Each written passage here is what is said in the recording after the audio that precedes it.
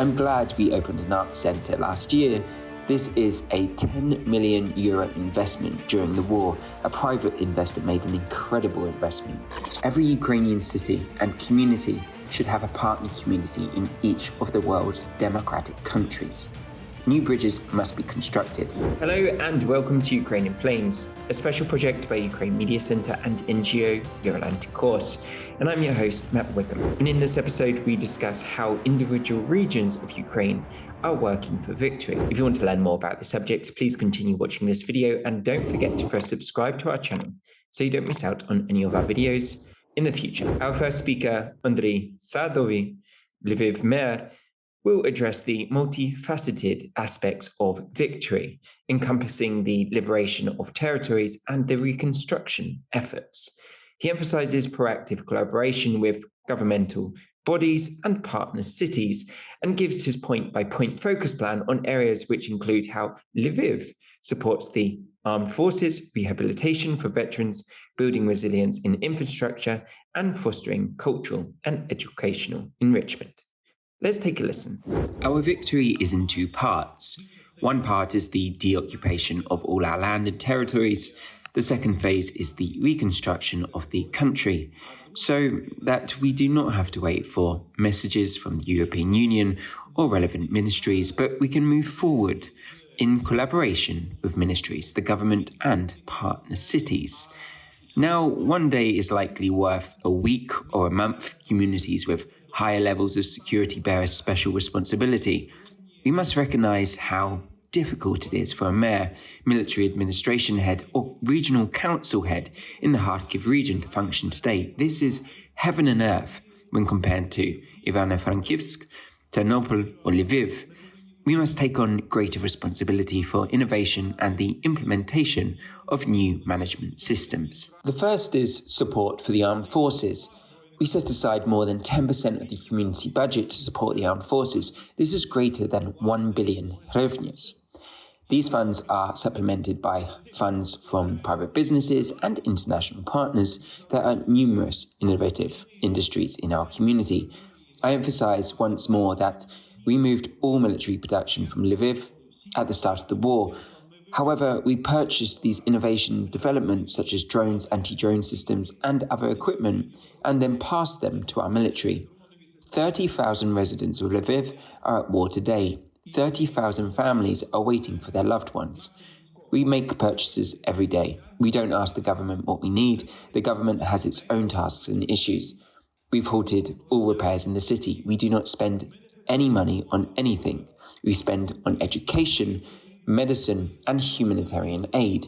We do everything possible to ensure our victory. The second aspect is rehabilitation and assistance for veterans. More than 17,000 injured soldiers have been treated at our municipal city medical centre. Every day we take new ones in.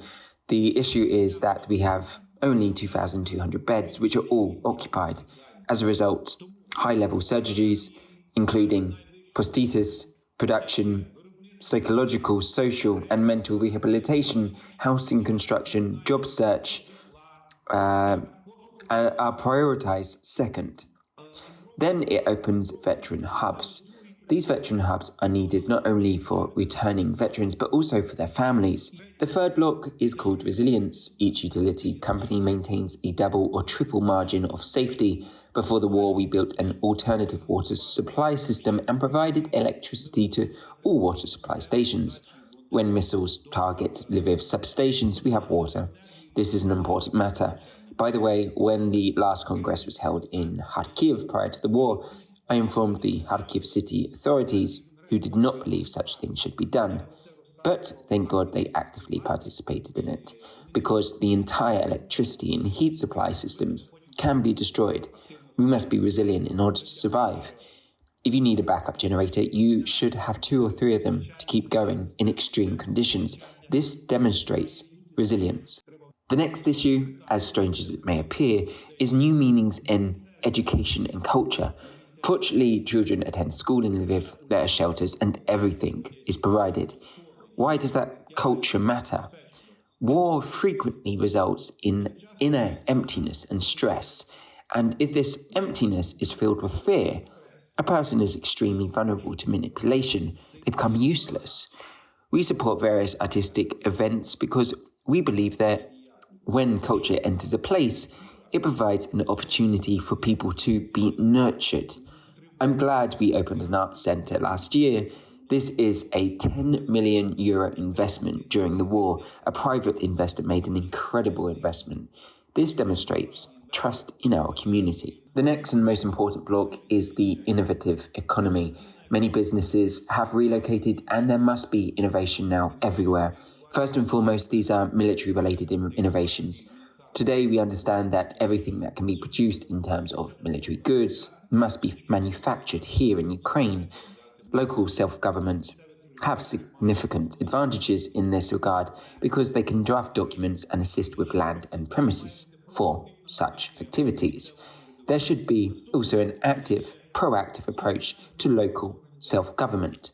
The next step is to collaborate with international organizations. I couldn't have accomplished a tenth of what I'm talking about today if we hadn't increased our cooperation with partner cities, regions, and countries.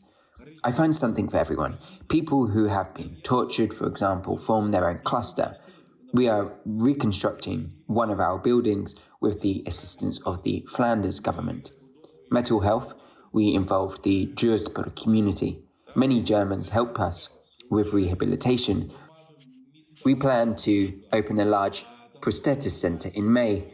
Our German colleagues are actively assisting us with the training centre. Today there should be a formula. Every Ukrainian city and community should have a partner community in each of the world's democratic countries. New bridges must be constructed. The same is true for inter-regional cooperation, which frequently overlaps.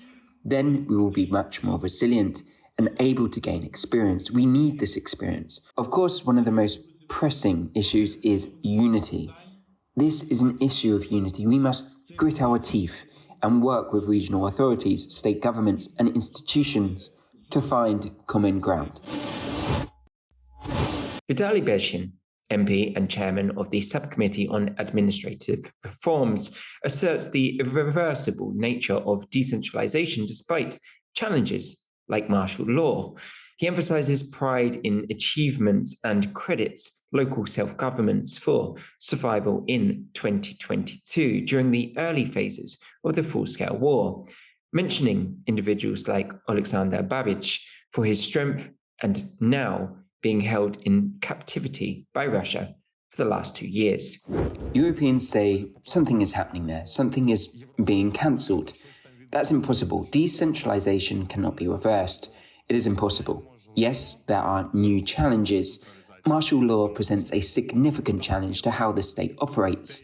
Yes, there are military administrations, but we wrote this legislation on military administrations and self-government during the war in a hurry. We, along with the Ministry of Justice, were just in the process. We completed it hastily in March 2022. Does any European Union member state have experience changing legislation, fixing it, and regulating how local self-government operates during war? I doubt it. Do these countries have experience with a transition period? I doubt it. I believe other colleagues, particular Ms. Alina, will describe their experiences in Balkan countries. Well, I believe we can instead teach them how to get through this transition period. As a result, we should be proud of our accomplishments. Of course, when I talk about all of this, I only mention the offices and the people who work in them. The key is what occurs on the ground. This includes activities of local self-government at all levels, because local self-governments and their hard work, which was particularly evident during the full-scale war, are the foundation of the reform's success. Ukraine survived in February and March 2022, largely due to the efforts of local self-governments.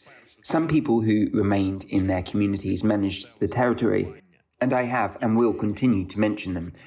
Alexander Babich, the Oleh community leader, has been held captive in Russia for the last 2 years.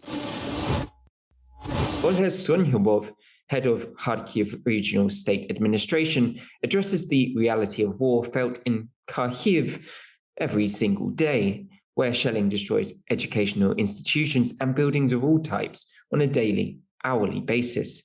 He emphasizes the urgent need for reconstruction efforts and cites the extensive destruction of housing, schools, and hospitals. Let's take a listen. Indeed, we are currently living in a time of war. The Kharkiv region probably feels it more than anyone else. 2 more educational institutions were destroyed this evening. There was shelling in the afternoon. So alongside this and the front, we should consider reconstruction right now. There are 43,000 objects destroyed. This is, of course, housing. There are also hundreds of schools, hospitals, and other facilities owned by the local communities destroyed. We must concentrate on what we see. Help, a conceptual plan for community restoration. We clearly understand that when we implemented the decentralization reform, we included the formation of communities in 2019 and 2020. We had clear algorithms. We now see that these communities lack these mechanisms. And, of course, we have to assist, including with international practices. Of course, we already have to consider and make conceptual decisions about specific territories. I don't mean Kharkiv, but it does apply to Kharkiv. I mean Kupiansk.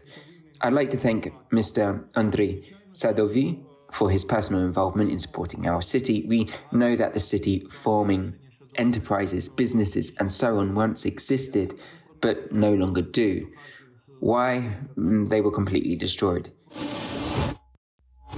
You've been watching the special project by Ukraine Media Center and NGO Euro-Atlantic course dedicated to the Russian-Ukrainian war, Ukraine in Flames. In the description under this video, you can find more information on how you can help Ukraine fight Russian aggression. If you find our work useful, please like and share this video. Slava Ukraini.